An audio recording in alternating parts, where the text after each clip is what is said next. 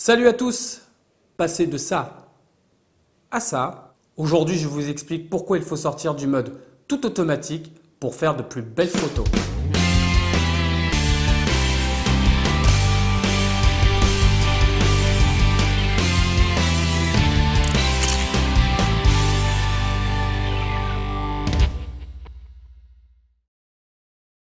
Bienvenue sur la chaîne YouTube Soyons Objectifs. Il s'agit d'une chaîne participative et collaborative en partenariat avec le magazine Digital Photo. Bientôt des vidéos tuto arriveront, je vous le promets. En attendant, on doit voir des notions photographiques pour tous partir sur la même base. Je sais que les plus expérimentés attendent les vidéos tuto. Néanmoins, une petite piqûre de rappel, ça n'a jamais fait de mal à personne.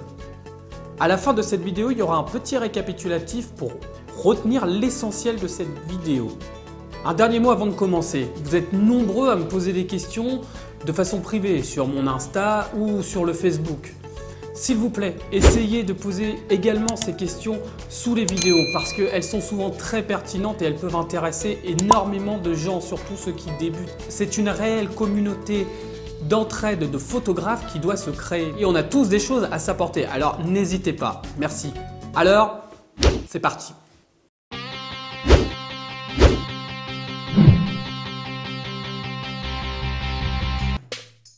Jusqu'à aujourd'hui, vous utilisiez le mode tout automatique, voire les modes scène. Bientôt, vous n'y reviendrez pas et je vais vous expliquer pourquoi. Voilà une photo prise en mode tout automatique et la même photo en mode ouverture. Dans un premier temps, on va déjà essayer de comprendre comment fonctionne le mode tout automatique. Lorsque vous faites une photo en tout automatique, c'est simple, votre appareil, il fait tout à votre place. Je sais. Là, je m'adresse à tous ceux qui ont acheté un appareil, un réflexe ou un hybride par exemple. Franchement, vous avez mis cet argent-là pour laisser un appareil faire tout à votre place et avoir une photo que vous n'avez rien maîtrisé? Non, j'en suis sûr. Au début, lorsque vous achetez un appareil photo réflexe ou hybride, il est tout à fait normal d'être en mode automatique. Le mode tout automatique calcule tous les paramètres, mais ne sait pas ce que le photographe veut, ni même quel est le sujet. Mais vous le savez. Vous êtes derrière, vous savez c'est quoi le sujet. C'est pour cela que parfois en mode automatique, vous avez des sujets flous alors que ce n'est pas du tout ce que vous vouliez. Allez, levez la main à ceux que ça arrivait. Allez, il n'y a pas de honte, allez. Ouais. C'est bien ce qui me semblait. Le mode automatique ajuste les 3 réglages de l'exposition qui déterminent l'apparence d'une photo pour sortir quelque chose qui soit bien exposé selon lui, ce qui veut dire ni trop sombre, ni trop clair. Et même si pour cela, il doit sortir le flash. Et oui, les couleurs peuvent paraître bien faites parce qu'il choisit lui-même la balance des blancs. Il choisit le temps de pause où la vitesse et les scènes d'action sont floues ou figées. Il augmente la sensibilité et se moque du bruit que cela va générer. Cerise sur le gâteau, il décide tout seul de l'endroit où sera fait la mise au point, soit la netteté. Oui, mais je vous demande de vous arrêter. Je vous demande de vous arrêter. Néanmoins, il ne faut pas lui en vouloir. Il fait de son mieux et surtout, c'est qu'une machine, il ne sait pas ce que vous voulez photographier. Alors, que peut-on faire? Je suis sûr qu'une partie d'entre vous a déjà tourné la couronne de son appareil sans savoir à quoi ça servait et les résultats ne devaient pas être géniaux. Levez la main. Ouais. Alors vous remarquerez sur cette couronne qu'il y a le mode automatique, effectivement. Il y a un mode qui s'appelle P, un autre qui s'appelle S ou TV et un autre qui s'appelle A ou AV. Et c'est ce qu'on va voir, on va se pencher dessus pour savoir comment les utiliser et dans quelles circonstances les utiliser. Vous l'aurez compris, les modes ouverture, vitesse et manuel vous permettront d'avoir la main sur les réglages de l'exposition. Les 3 éléments que compose cette exposition sont les ISO, le temps de pause ou la vitesse et l'ouverture du diaphragme. L'exposition sera d'ailleurs le sujet de notre prochaine vidéo, mais aujourd'hui on se concentre uniquement sur la sortie du tout automatique. On a vu qu'il existait les modes P comme programme, le mode A ou AV pour l'ouverture, le mode S ou TV pour la vitesse et le mode manuel. Et chacun de ces modes a son utilité.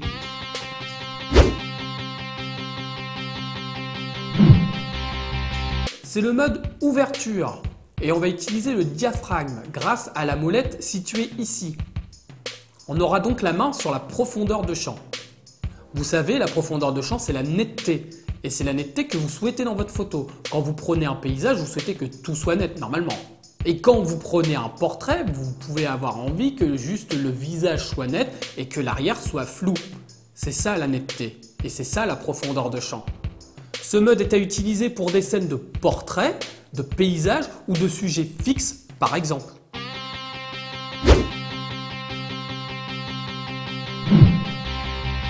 Le mode vitesse. Grâce à cette molette, vous aurez la main sur la vitesse d'obturation. Ce mode est pratique pour des scènes de sport, de feux d'artifice, de cascade ou de tout sujet en mouvement.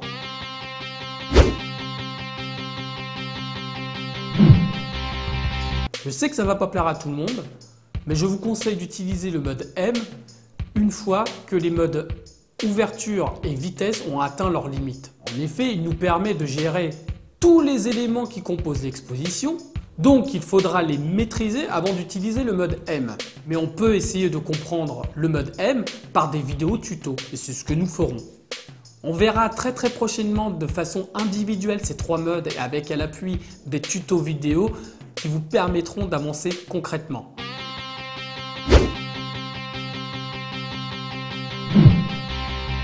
Il existe un autre mode qui s'appelle le mode P. Il ferait plaisir aux enfants celui-là. Mais il s'agit du mode programme.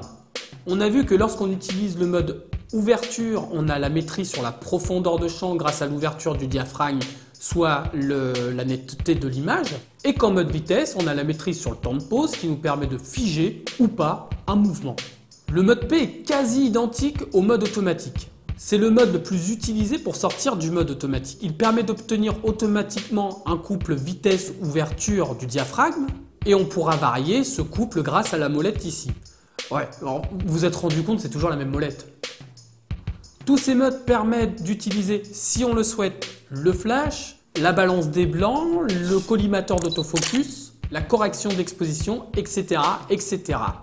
Non, en mode automatique, c'est pas possible.